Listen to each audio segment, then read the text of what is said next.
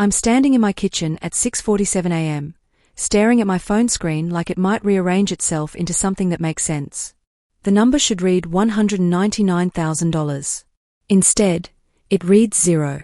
My name is Melissa, and I'm 42 years old. For the last 18 years, I've worked double shifts as a nurse at Mercy General Hospital in Columbus, Ohio. I've skipped vacations, driven the same beat-up Honda Civic for a decade, and bought my clothes from clearance racks at Target. Every single sacrifice had one purpose: my daughter Lily's college fund. That account was supposed to be untouchable. Sacred. It represented every overtime shift I'd worked while my feet screamed in protest, every birthday where I'd wrapped secondhand gifts and pretended they were exactly what I wanted to give her, every time I'd eaten ramen for dinner so she could have chicken and vegetables. $199,000. 18 years of my life, distilled into a number that meant my daughter wouldn't start adulthood drowning in debt the way I had. And now it's gone. My hands are shaking so badly I nearly dropped my coffee mug. It's one of those ceramic ones Lily made in 3rd grade, lopsided and painted with wobbly hearts. I set it down carefully on the counter before I can break it. I refresh the app. Log out. Log back in. Clear the cache. Nothing changes. Then I see it. The transaction history I'd missed in my panic. $199,000. Withdrawal. Authorized user. Patricia Holland. Patricia Holland. My mother. The authorized user status was something she'd insisted on when Lily was born. I was 24, newly divorced, terrified of screwing up. My mother had sat across from me at this very kitchen table, well, the old apartment's table, and said in that voice she uses when she wants you to think she's being reasonable, "What if something happens to you, Melissa? What if you get in an accident? Someone needs to be able to access this for Lily.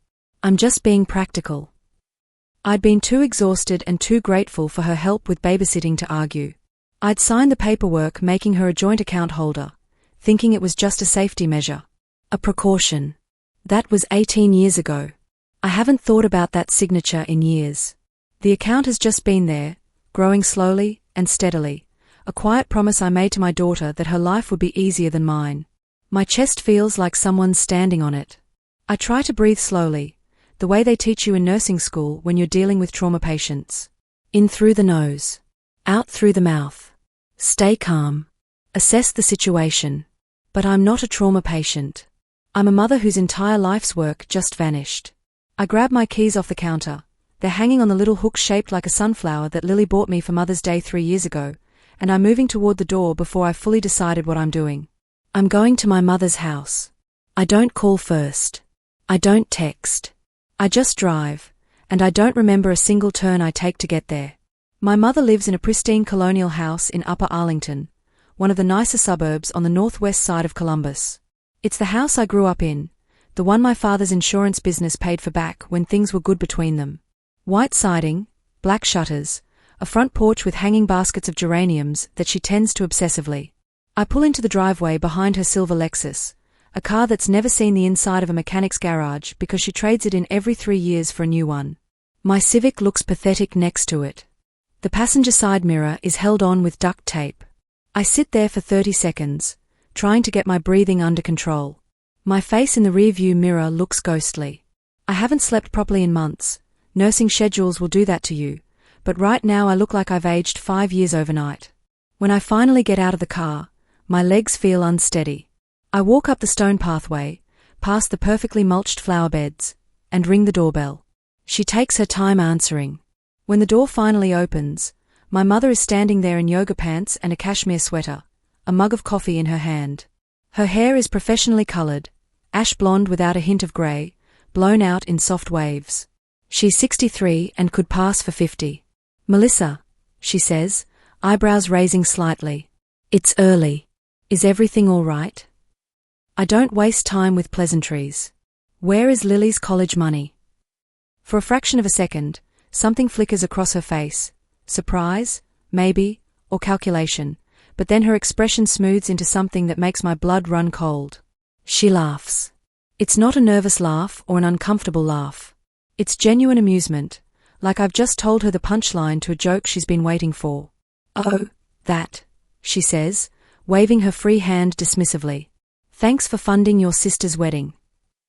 The words hit me in pieces. Wedding. Sister. Funding. My younger sister, Natalie, is getting married next month to her boyfriend of 2 years, a guy named Blake who works in commercial real estate. I know this only because my mother has been posting about it non-stop on Facebook. Venue tours, dress fittings, cake tastings. I haven't been involved in any of it. I haven't even received an invitation. You took Lily's college fund, I say slowly, carefully, like I'm explaining something to a confused patient, to pay for Natalie's wedding. Don't be so dramatic, my mother says, taking a sip of her coffee. It's family money. It was just sitting there. And before you ask, no, you're not invited to the wedding. It's a small, intimate affair. Just close family. You understand. Something happens in that moment. Something I can't quite explain. I should be screaming. I should be crying. I should be demanding answers or threatening to call the police. Instead, I smile. It's not a real smile. It's the smile I use at the hospital when a patient's family member is being unreasonable and I need to stay professional. It's a smile that doesn't reach my eyes. Of course, I hear myself say, I understand. My mother looks momentarily confused, like she was expecting a bigger reaction. I turn around and walk back to my car. I get in. I close the door. I sit there with my hands on the steering wheel, staring at the house I grew up in. Then my phone rings. The caller ID says Dad. Hello? The sound that comes through the phone isn't a greeting. It's a sob. My father is crying. Not the quiet, dignified kind of crying you do at funerals. This is raw, gasping, the kind of crying that sounds like it's being torn out of someone's chest. Melissa, he chokes out. Melissa, I didn't know she actually took it. I swear to God, I didn't know. I close my eyes. Dad. She told me she was reallocating family funds, he says, and I can hear him trying to get himself under control. She said the money was just sitting there, and that Lily would figure something out. I thought she meant maybe a few thousand. A loan she'd pay back. I didn't know. I didn't know she took everything. My father, Raymond Holland, is a quiet man. He built a successful insurance agency from nothing, worked 70-hour weeks for 30 years, and retired 5 years ago. He and my mother have been married for 41 years, and in all that time, I've seen him cry exactly twice, once when his own father died, and once when I told him I was getting divorced. Now I'm hearing him cry for the 3rd time. Where are you? I ask. In my car. I'm parked at the Panera on Henderson Road. I couldn't stay in the house. Melissa, I'm so sorry. I'm so sorry. Meet me at my place, I tell him. We need to talk. 45 minutes later, my father is sitting at my kitchen table, looking like he's aged a decade. He's a tall man, 6'2", with broad shoulders and the kind of solid presence that made clients trust him instantly. Right now, he looks like he might collapse. I make him coffee, real coffee, not the instant stuff I usually drink to save money, and sit down across from him. Tell me everything, I say. He takes a shaky breath. Your mother has always managed the money. Even after I retired. She handles the accounts, pays the bills, makes the investments. I trusted her. I thought, his voice cracks. I thought we were partners. When did she tell you about taking the money? Last night. Natalie's wedding planner called about a final payment, and I asked your mother how we were covering it. That's when she told me she'd found the money. She said. He closes his eyes. She said your college fund for Lily was just sitting there not doing anything, and that Natalie needed it more right now. She said you're a nurse, you make good money, that Lily could take out student loans like everyone else. Lily could take out loans, I repeat, my voice flat. I asked her how much she'd taken. She wouldn't give me a straight answer. Just kept saying it was family money, and I was making too big a deal out of it. So this morning, after you left, I went through her email. He pulls out his phone and sets it on the table between us. His hands are shaking. Look at this. I pick up the phone. It's an email thread between my mother and someone named Vanessa at Lux Events Planning. The most recent message is from 3 days ago. Dear Patricia, confirming receipt of final payment of $87,000 for the Natalie Holland Blake Murphy wedding. This brings your total investment to $142,000. The remaining balance will be due 1 week before the event. Looking forward to creating a magical day. Best, Vanessa. $142,000. So far. On a wedding. I scroll up through the thread. Floral arrangements, $18,000. Photography package, $12,000. Designer dress, $8,500. Venue rental, $25,000. The amounts blur together. Each one represents shifts I worked, meals I skipped, dreams I deferred. Then I see it. An email from 2 months ago, from my mother to Vanessa. Don't worry about the budget. My older daughter has a college fund that's been sitting untouched for years. Might as well put it towards something that'll actually create beautiful memories. College is overrated anyway. Melissa went and she's just a nurse. Just a nurse. I set the phone down very carefully. I'm going to destroy her, I say quietly. My father looks at me, and for the first time since he arrived, I see something other than guilt in his eyes. I see hope. Tell me how I can help. I don't go to work that day. I call in sick for the first time in 3 years, and I spend 8 hours becoming someone I don't recognize. I start with documentation. Every bank statement I've saved, and I've saved them all, filed in labeled folders in a box under my bed. I spread them out across my living room floor like evidence at a crime scene. December 2007, $500 deposited.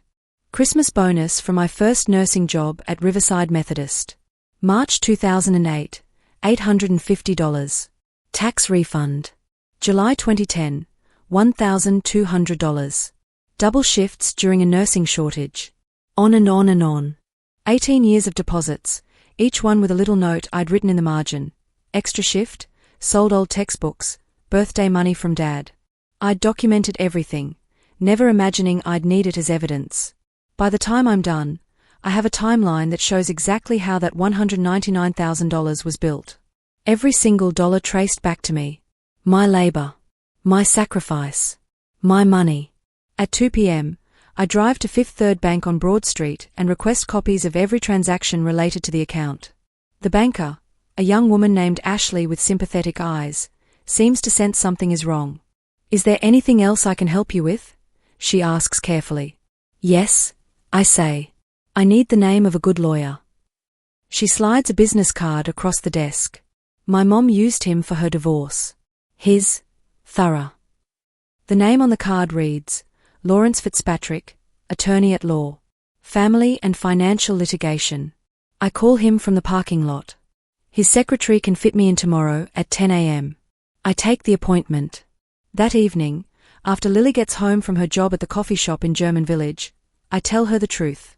We are sitting on the couch, the same sagging couch I bought used when she was 3 years old.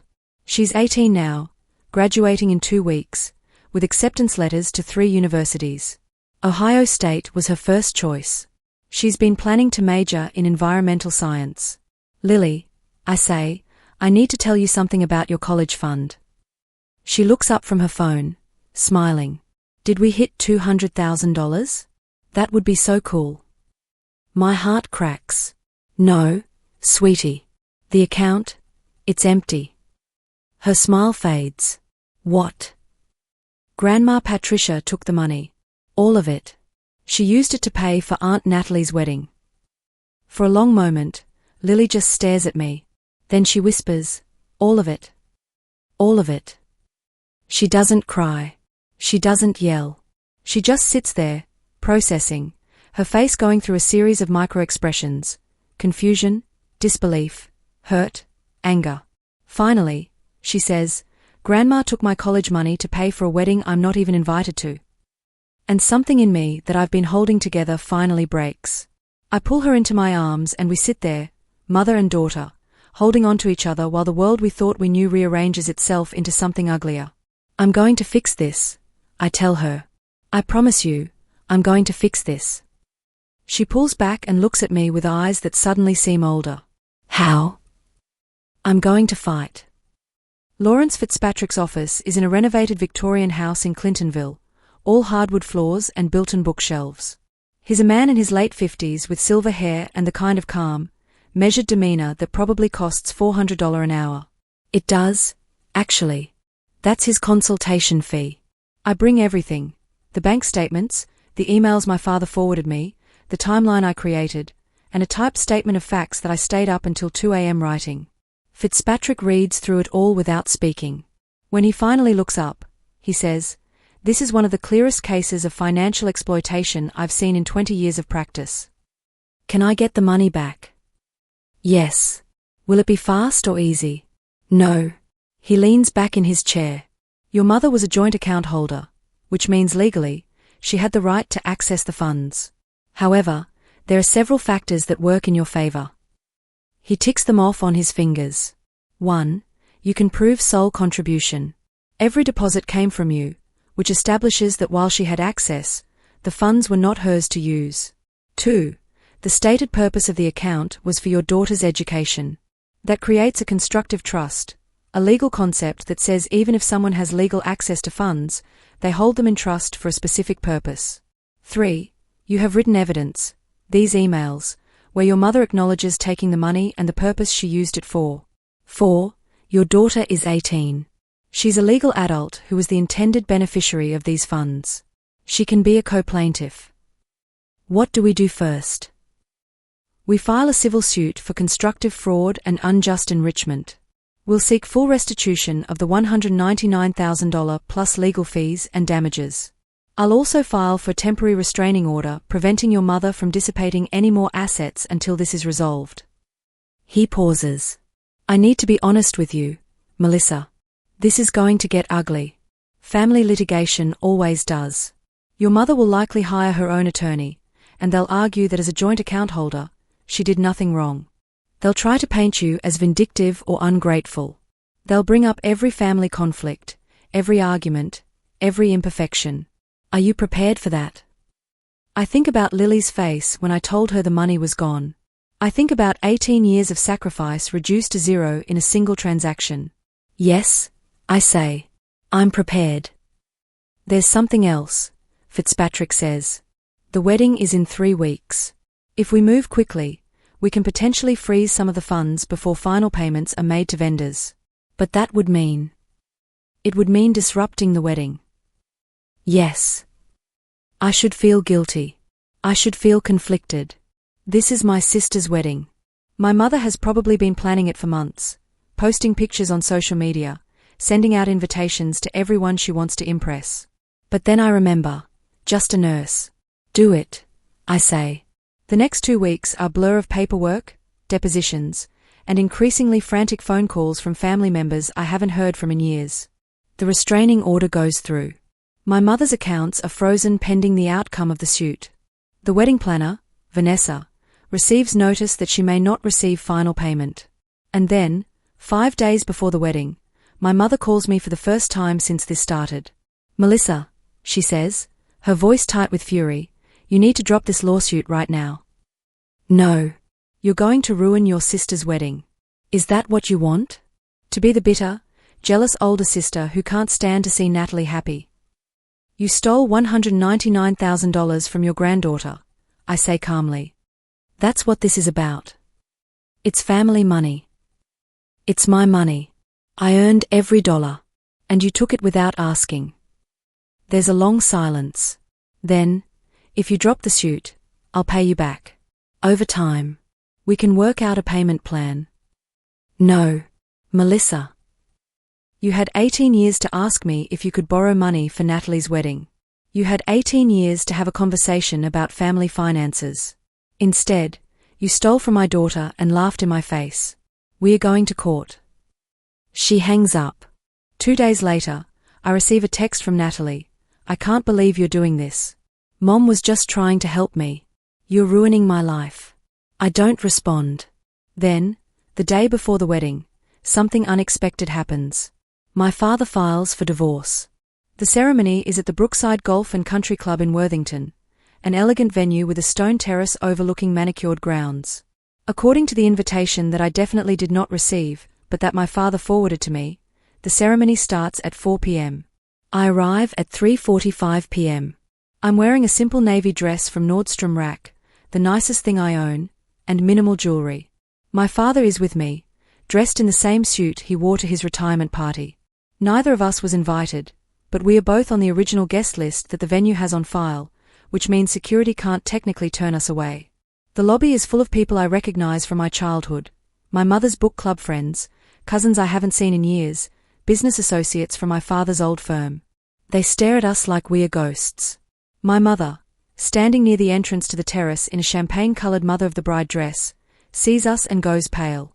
"What are you doing here?" she hisses, rushing over. "You weren't invited." "We are family," my father says quietly. "We have every right to be here. If you cause a scene." "We are not here to cause a scene," I say. "We are here to watch Natalie get married." For a moment, I think she might try to physically remove us, but then the wedding planner appears, gently ushering everyone to their seats. My mother shoots us a look of pure venom before allowing herself to be led away. My father and I sit in the back row. The ceremony is beautiful, I have to admit. Natalie looks radiant in her $8,500 gown, Blake looks genuinely happy, and the string quartet plays Pachelbel's canon flawlessly. If I didn't know what it had cost, not just in money, but in betrayal, I might find it touching. When the officiant says, "If anyone objects to this union, speak now or forever hold your peace," the silence is deafening. I feel dozens of eyes turn toward me. I remain perfectly still and say nothing. The ceremony concludes without incident. Everyone moves to the reception hall, a grand room with crystal chandeliers and floor-to-ceiling windows. During cocktail hour, I stay near the edges of the room with my father. People avoid us like we are contagious. I see Natalie looking at me from across the room, her expression hurt and confused. I don't approach her. This isn't about punishing her. She didn't take the money. Dinner is served, filet mignon and Chilean sea bass, with a wine pairing for each course. I calculate the per plate cost in my head and feel sick. Then comes the speeches. The best man goes first, one of Blake's friends from college, telling embarrassing stories that get genuine laughs. Then Natalie's maid of honor, who cries through most of her speech but manages to say lovely things about true love and lifelong friendship. Then the DJ announces, and now, a few words from the mother of the bride, Patricia Holland. My mother stands, microphone in hand, her face flushed from champagne and attention. She's glowing. "Thank you all for being here," she begins. "When I imagined this day, I knew it had to be perfect. Because my Natalie deserves perfection. She's my baby, my brilliant, beautiful girl, and I would do anything, to give her the wedding of her dreams." She goes on, talking about sacrifice and love and family. She mentions Blake's wonderful parents. She mentions extended family who traveled from out of state. She doesn't mention me or my father. We might as well not exist. When she finishes, everyone applauds. She hands the microphone back to the DJ, beaming. And that's when I stand up. The room goes quiet in that awful, electric way that happens when everyone knows something is about to go wrong. I walk toward the front of the room. My father tries to grab my hand, to stop me, but I gently pull away. The DJ, a young guy with elaborate sleeve tattoos, looks panicked. That concludes our speeches for the evening. I'd like to say something, I say clearly. My mother's face goes from pink to white. "Melissa, don't you dare." I take the microphone from the DJ's frozen hand. The room is silent except for the gentle clink of silverware as a few confused guests continue eating, unaware of the bomb I'm about to detonate. I look out at 200 faces, relatives, friends, strangers who paid for the privilege of witnessing this perfect day. For those of you who don't know me, I say, my voice steady, I'm Melissa Holland, Natalie's older sister, Patricia's older daughter. Natalie is staring at me from the head table, her eyes wide. Blake has his hand on her arm, clearly trying to figure out what's happening. I wasn't invited to this wedding, I continue. That hurt, but it's not why I'm here. I'm here because I think all of you should know how this beautiful event was paid for. My mother stands up. Melissa, stop this right now. For 18 years, I say, speaking over her, I saved money for my daughter Lily's college education. I worked double shifts as a nurse at Mercy General. I drove a car with duct tape on the mirror. I bought clothes from clearance racks. Every single extra dollar I earned went into an account that, 6 weeks ago, had $199,000 in it. Gasps ripple through the room. $200,000 is an amount everyone understands. That account is now empty. My mother, Patricia Holland, the woman who just gave that lovely speech about sacrifice, withdrew all of it without my knowledge or permission.